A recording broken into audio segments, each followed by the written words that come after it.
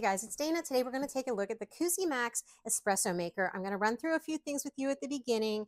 This is a gifted product. I've only had this for a couple of days, but the brand would like you to be able to see this fast, so I'm turning this around fast for you. So here's what we've got.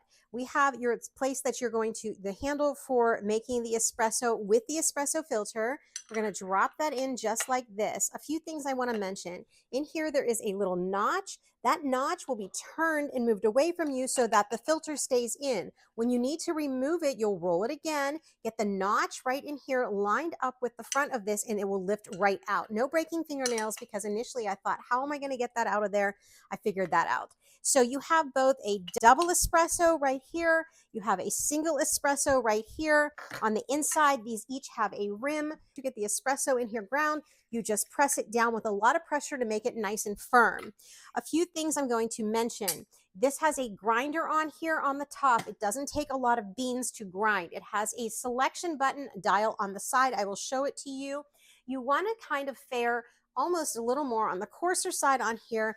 For some reason, these actually drain a lot slower than most other filters that I have tried. So the coarser grind is going to help eliminate that and get that water to move through there so that all the grind gets saturated and you get to have that extraction in there.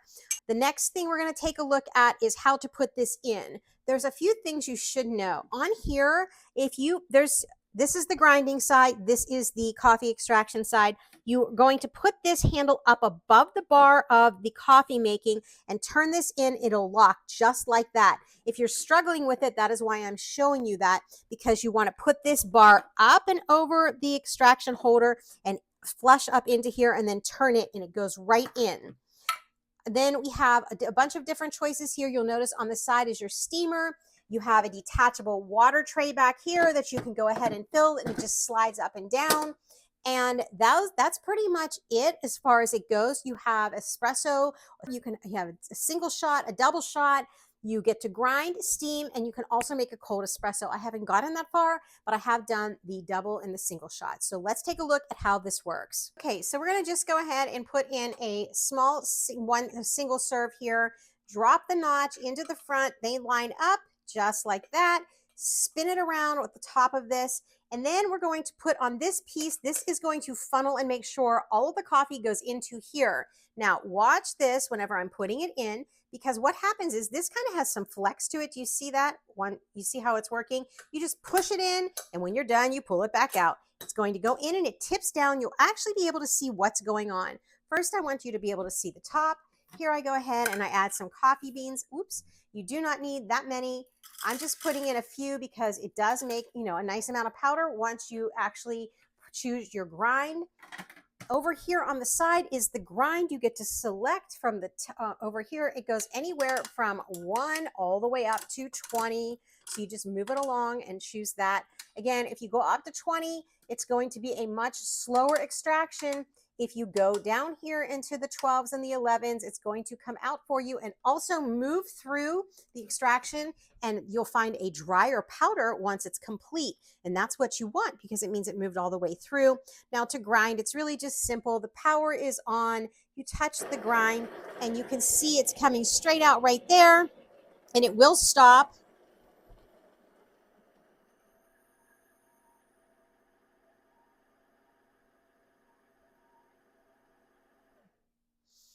Now, one thing you do want to know, once we get this out, I'm going to go ahead and tamp this down so you can see what I'm going to say. So here, we're just going to do this. Take this off, like shake it a little bit. There it is. Here's your max line right there. We're going to go ahead and just push down on this because you need this to be packed down in here. What a nice job. Look at that. It's like perfect dispensing for what we needed. I really think it senses if you have the single or the double in there, but that's just my guess. It doesn't tell me that. So now the other thing you get to do is, once this is done grinding, so you really should finish extracting. You'll see that there is still some in there, and I'm going to go ahead and grab it because there's always a little bit left, and you don't want that to be in your next grind. If you're doing another batch right now, then you can just use it. But if not, you do want to make sure that it runs the cycle and gets out whatever is left up in there. So I don't do a ton of beans. I don't do a ton of beans at once. So that's what was left. I cleaned it out and there's not much waste there at all. All right, so let's move on. On this side, as I was telling you, come up over into here because this is where it has to be. See the up and over here? You want to bring it up and above this piece right here, and then it will turn right in for you. Did you see that? Just like that. All right, the handle's now in. We're going to go ahead and brew. These are my espresso cups. I'll drop the link below for you. We use these for espresso and cappuccino, and whenever you want a little bit more, you can actually do a double run on here. Yes, it will take out the boldness, but it is a nice way to have a full cup, so that changes the volume. Let me show you how we do this. So this is on now, and all I have to do is go up in here. The first thing you would do when you come into here is power it on and go to espresso heating, which it's been doing. One thing I have not figured out is why it just will not, upon heating, just go over here to the 1 or 2 right away. So I have been powering this off and then powering it back on. And when it comes up, you'll see that it's telling you that it's heated over here because it's espresso heating. And then it suddenly that lights up for some reason. And then we're going to go with the single shot. That's going to produce 2 ounces. So I'm going to press 1, whoops, 1, right there. You see it's 1. And we'll watch here. It happens really fast.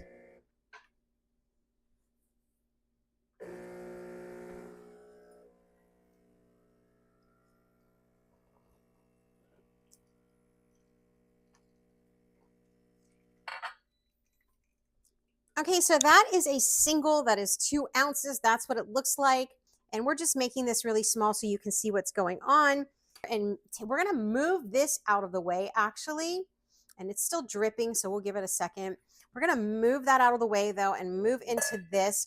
In here, we're going to put some milk so that we can steam it, and I'll show you how that's done. So when the steamer runs, what happens is water comes out of here at the end. So I really don't want that in the glass anymore. And this is doing its continual drip. And let's take this out so you can actually see what was done on here on the grind that I was on. So this filter hasn't done all the extraction yet, and it's going to continue to drip. So you could leave this on up in here instead of taking it out. In this case, I'm just going to go ahead and move it through, but that's actually on an 11. Okay, so I've taken that out, and we're going to go ahead and move this because what happens is when we're making the actual steamed milk, it will put some water down over here when you're done.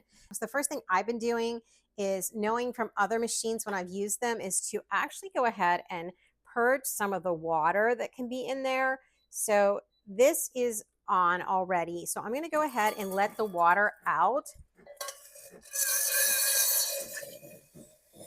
Did you hear that? So it kind of let out some water. And I do that before, and then like I said, it kind of drips. I just do that just to get that out of there because I don't want that in my mixture. And then we're going to go ahead and put in some of, this is a vitamin D whole milk, very, very cold, and that's the way you want it. And I want to be able to make a nice steamy frothy bit here for the espresso topping. So we're going to go ahead, and this is already heated up. All I'm using is the dial right here. I'm going to bring it down. I'm going to hold this at like a 12 o'clock. I don't know. This is a 12 o'clock, a 3 o'clock. And I'm going to go ahead and work with it.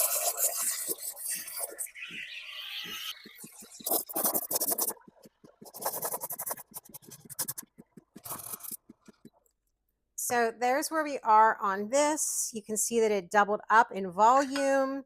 You'll also see that that does drip down. That's why I pulled that out. So now we're going to go ahead and add this in here. Now this may be too much, obviously, to the ratio, but I wanted you to be able to see that. You could also put this in before the coffee is brewed. Some people do that. It's really just personal preference, and then it's ready to go. Now that clearly is too much cream in there, but I'm just showing you an example, and I want to show you one more thing. Owning other espresso machines, I know what to do with the steamer. So what I do is I come back in here and I call this the deglazing. I turn this on and I let this get heated up in here so it gets rid of any of the extra milk that's been in that spout because you do not want to build up. And it's also hard to clean the milk off of the spout, believe it or not, no matter how hot it is, unless it's wet. So